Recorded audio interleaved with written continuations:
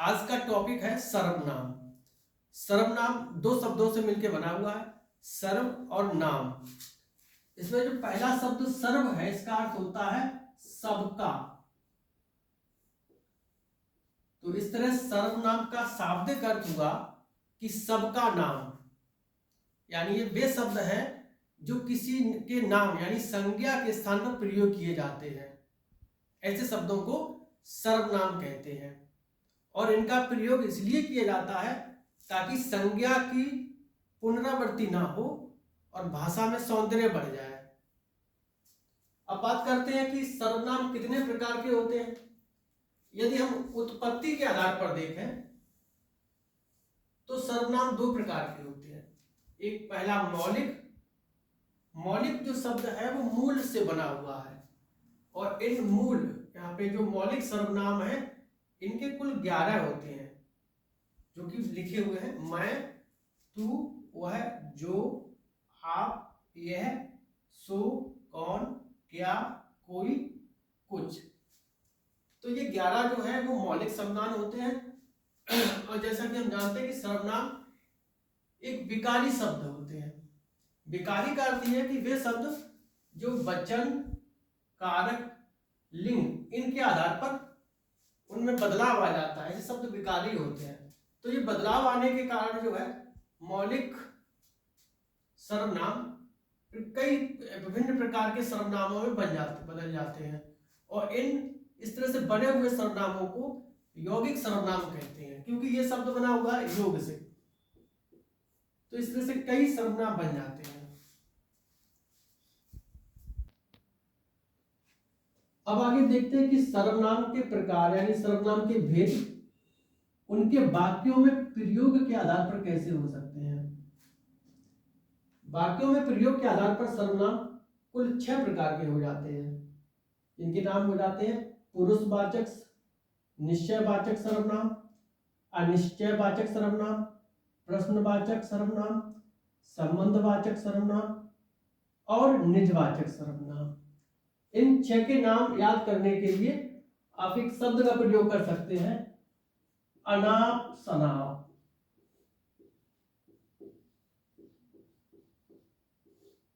तो अनाप शनाप में यहाँ कुल 6 अक्षर आ जाते हैं और ये 6 ही प्रकार यहाँ सर्वनाम के हैं। तो आ से हो जाता है अनिश्चयवाचक, ना से हो गया निश्चयवाचक, ना से ना हो गया, और पा से पुरुषवाचक, ये 3 हो गए। और अगला जो सनाप है उसमें सा से संबंधवाचक, ना से निजवाचक और पा से प्रश्नवाचक। यानी अनाप शनाप शब्द की ट्रिक से हम ये सभी 6 प्रकार के जो सर्वनाम इनके नाम याद रख सकते हैं। इसमें सबसे पहला जो है पुरुषवाचक। तो जिस सर्वनाम का प्रयोग किसी पर्सन के लिए, किसी व्यक्ति के लिए किया जाता है उसे पुरुषवाचक सर्वनाम कहते हैं। अब ये भी 3 प्रकार के होते हैं, उत्तम पुरुष, मध्यम पुरुष और अन्य पुरुष।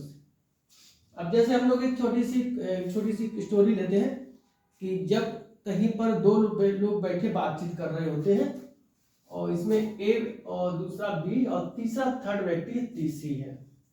तो ए यहां पर बात को कह रहा है, ए बी से बातचीत कर रहा है सी के बारे में। तो ए जब कोई बात कहता है, यानी जो वक्ता है ये, तो वक्ता जब बात करता है तो वो अपने लिए जिन शब्दों का प्रयोग करता है वो शब्द आते हैं उत्तम पुरुष में। जैसे मैं, या इसका जो आगे चल के हम भी हो जाता है जब इसको यौगिक में बदलते हैं तो। और बातचीत के समय ए बी से बात करते समय जिन शब्दों का प्रयोग करता है, क्योंकि बी यहाँ पर श्रोता है, सुन रहा है, तो श्रोता के लिए जिन शब्दों का प्रयोग होता है वो शब्द मध्यम पुरुष में आ जाते हैं, तो आप। और जिस व्यक्ति के लिए बात हो रही है वो अन्य पुरुष में आ जाता है। अब यहां ऐसे याद रखना है कि सबसे उत्तम कौन है, मैं, यानी जो बात कह रहा होता है वो अपने आप को उत्तम बताना चाहता है, अपने आप को अच्छा बताना चाह रहा है। तो उत्तम पुरुष यानी मैं, जो उत्तम हो गया। और मध्यम, अब देखिए जो ए ने बी से जो भी बातें कही हैं वो बातें क्या होगा, वो बातें बी जाके अगले दिन कहेगा सी से, है ना, कहेगा जाके कि आपके बारे में ए ये बातें बता रहे थे, आपके बारे में बुराई हो रही थी, है ना। तो यहाँ पे बी क्या है, बी एक माध्यम है किस बात का, कि जो ए की बातें हैं वो सी तक पहुंचाने का। तो जो माध्यम है यानी तो वो बीच वाला क्या है, वो मध्यम है। तो यहाँ पे ये जो भी श्रोता होता है, श्रोता एक तरह से कह सकते हैं कि उन बातों को पहुंचाने का माध्यम होता है, और श्रोता यहाँ पर मध्यम पुरुष हो गया। और जिसके बारे में बात हो रही थी वो तो अन्य है ही, तो ये अन्य पुरुष हो गया, ये अन्य हो गया। ये बीच वाला जो होता है वो मध्यम पुरुष हो गया, और कहने वाला तो हमेशा अपने आप को उत्तम बताता है, तो उत्तम पुरुष हो गया। तो ये मुख्य रूप से देखा जाए तो ये शब्द जो होते हैं मैं, तू, आप, यह, वह, ये शब्द जो है हम लोग जानते हैं कि ये मूल यानी मौलिक सर्वनाम में आ जाते हैं। फिर उसके बाद क्या होता है कि इन्हीं मौलिक सर्वनामों को जब वचन क्रम इनकी तरह आगे बढ़ाया जाता है तो बहुत सारे फिर मौलिक इससे यौगिक बन जाते हैं।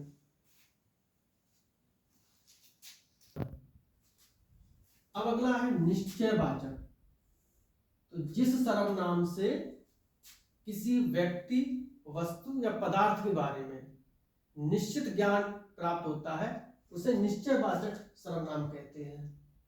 जैसे यह किताब इतिहास की है, तो यहां निश्चित हो रहा है कि यह किताब उसकी है।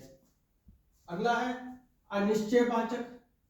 अनिश्चयवाचक को हम ऐसे कहेंगे कि जिस सर्वनाम से किसी व्यक्ति, वस्तु या पदार्थ के बारे में ठीक ठाक यानी कि ठीक ठाक ज्ञान प्राप्त नहीं हो रहा है, यानी अनिश्चित ज्ञान प्राप्त हो रहा है, उसके बारे में उसकी जानकारी नहीं मिल पा रही है, तो उन शब्दों को अनिश्चयवाचक सर्वनाम कहते हैं। जैसे दाल में कुछ पड़ा है, तो क्या पड़ा है ये पता नहीं है, तो ऐसे में कुछ जो है वो जानकारी नहीं दे पा रहा है। और अगला है प्रश्नवाचक। तो वे सर्वनाम यानी वे शब्द जिससे कि कोई प्रश्न बन जाता है। जैसे देखो दरवाजे पर कौन खड़ा है, तो कौन खड़ा है, अब वहां पर ये क्वेश्चन बन गया है, प्रश्न बन गया है, तो इस तरह ये हो जाता है प्रश्नवाचक। और आमतौर पर देखते हैं यहाँ जो कौन शब्द होता है ये सजीवों के लिए प्रयोग होता है, और जेब में क्या रखा है, तो क्या शब्द आमतौर पर निर्जीव के लिए होता है। तो यहाँ पर कौन और क्या ये जो प्रश्नवाचक शब्द हैं ये प्रश्नवाचक सर्वनाम में आ जाते हैं। संबंधवाचक सर्वनाम, ये वे सर्वनाम शब्द होते हैं जो दूसरे संज्ञा या सर्वनाम से संबंध बताते हैं। जैसे जैसी करनी वैसी भरनी, या दूसरा उदाहरण कि जो परिश्रम करेगा वो ही सफल होगा, तो यहाँ पर इस तरह से संबंध स्थापित होता है। और अंत में है निजवाचक। निज का मतलब होता है निजी यानी स्वयं, जैसे कि कोई कहता है कि यह मेरा निजी मामला है यानी खुद का है, तो निजवाचक यानी वे सर्वनाम जिनका प्रयोग व्यक्ति कहने वाला अपने लिए कहता है। जैसे मैं स्वयं चला जाऊंगा, तो यहाँ पे जो कर्ता कारक है वो अपने बारे में कहता है। इस तरह के शब्द जो यहाँ होते हैं वो निजवाचक सर्वनाम कहलाते हैं।